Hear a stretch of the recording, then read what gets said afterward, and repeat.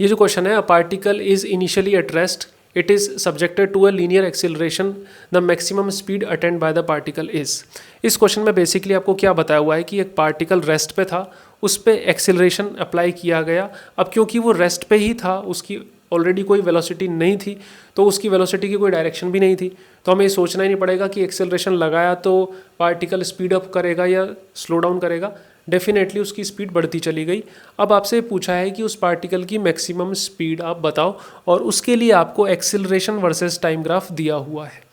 अब एक चीज़ हम समझते हैं यहाँ से, आपके पास मान लीजिए कोई भी कंपनी की स्कूटी है XYZ, और उसकी top speed 90 kilometre per hour है।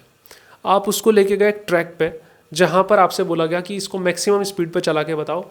आपने क्या किया, क्योंकि स्कूटी में गियर तो ऑटोमेटिक वाले होते हैं, आपने पूरी रेस उसकी दे दी, एक्सेलरेट कर दिया और बैठ गए। इनिशियली आपको एक थ्रस्टिंग फोर्स फील होगा जब तक वो स्पीड अप हो रही होगी, और जैसे ही वो अपनी मैक्सिमम स्पीड को अचीव करेगी, उसके बाद आपको थ्रस्टिंग फोर्स लगना बंद हो जाएगा। ऐसा नहीं होगा कि आपने एक्सेलरेट किया हुआ है तो वो इनफाइनाइट स्पीड तक लेती जाएगी, ऐसा नहीं होगा। 90 जो उसकी टॉप स्पीड है उस पर आके वो रुक जाएगी। यानी कि हमें एक चीज़ समझ में आई कि जब कोई भी चीज़ अपनी मैक्सिमम वेलोसिटी को अचीव कर लेती है, मैक्सिमम स्पीड को अचीव कर लेती है, उसके बाद एक्सीलरेशन लगना बंद हो जाता है। या उल्टा समझें कि जब किसी चीज़ पे एक्सीलरेशन लगना बंद हो जाए तब वो अपनी मैक्सिमम स्पीड पे होती है।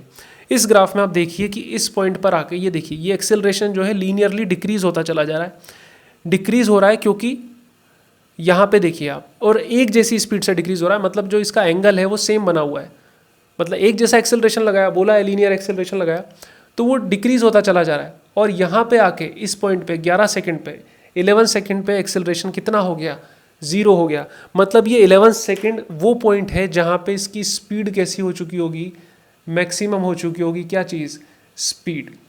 ये चीज़ अब हमें समझ में आ गया।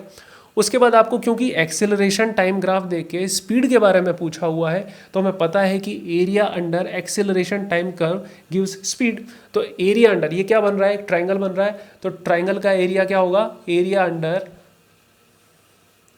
एटी कर्व गिव्स स्पीड या वेलोसिटी, जो भी आप ले लें। तो यहाँ पे क्या होगा, area 1/2 into 11 into 10 means 55 metre per second, option B.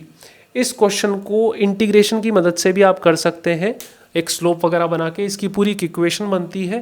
पर ये मेथड थोड़ा सा सिंपल रहता है, वो तब यूज़ किया जाता है जब एक्सेलरेशन वर्सेस डिस्प्लेसमेंट वगैरह आपको दे दिया हो, तब जाके उसको यूज़ किया जाता है।